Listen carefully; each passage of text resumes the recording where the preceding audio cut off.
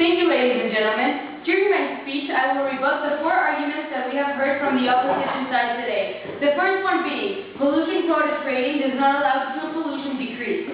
The second one, stronger deterrence will lead to a cleaner future.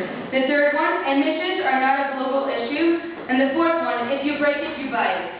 First of all, we heard from Bernardo, the pollution quota trading does not allow true pollution decrease. Well, ladies and gentlemen, the proposition believes that true pollution decrease will not occur magically overnight. We believe that with the trading pollution quota, we do not expect heavy polluters to just magically cut their emissions overnight. We're giving them a gradual process because it has been proven over the years that society cannot change overnight, magically, like the opposition side believes. We also heard from Bernardo that by trading pollution quotas, we will be losing the environmental perk if a country buys a quota from another country, so that way the pollution will still be the same or increase. Well, we would like to say that you're also losing, that you will be losing the perk if a country keeps paying tax and pollutes. With our proposition, if a country feels the need that they need to exceed their maximum, they're allowed to trade it from another country that has not exceeded. And therefore, the country that has not exceeded is not polluting as much. But with the proposition the opposition side has, well, if two countries feel that they need to increase, they can just pay their tax and keep polluting the same. Therefore, the environmental perk is lost. Second of all, we heard how the stronger deterrence will lead to a cleaner future. Well, as Antonio said, in a market-based economy, we need market-based incentives. The proposition side does not want deterrence, ladies and gentlemen. We need incentives. We have seen in society that incentives actually help the people achieve things. It is a goal for them to achieve. We do not expect society to just magically realize, oh yes, well today, no thank you. Oh yes, well today I feel like going green, I will start recycling paper. They need something to achieve. And then with our proposition, the incentive is to receive money so that then they can use that money to create cleaner technology so that they can keep on selling their quotas and therefore keep receiving a new income which will be beneficiary for that country. Also, taxes are stressful for the economy.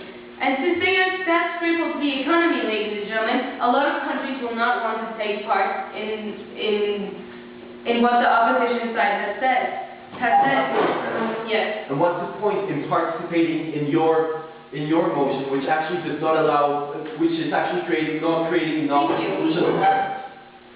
Well, as we said, we do not want deterrence. We want incentives. We want people to work for something. We want developing and developed countries to receive money for actually helping the environment. And by them receiving money, they will actually improve their economy and improve the quality of life of that country. No, thank you. We also heard on that argument that tax money will be used for cleaner technology. Well, the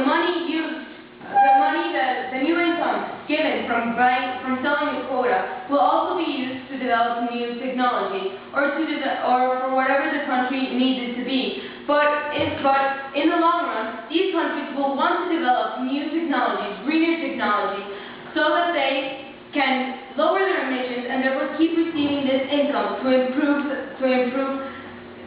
the country overall. We also heard that taxes were not avoidable. Well, I am very sad to say that is not true, ladies and gentlemen. People find ways of avoiding taxes, and as we heard, if the U.S. does not feel comfortable paying this tax, it will not pay this tax. No, thank you. Now, moving on to the third argument of the opposition side, how emissions are not a global issue. David mentioned about Australia and the hole in the ozone.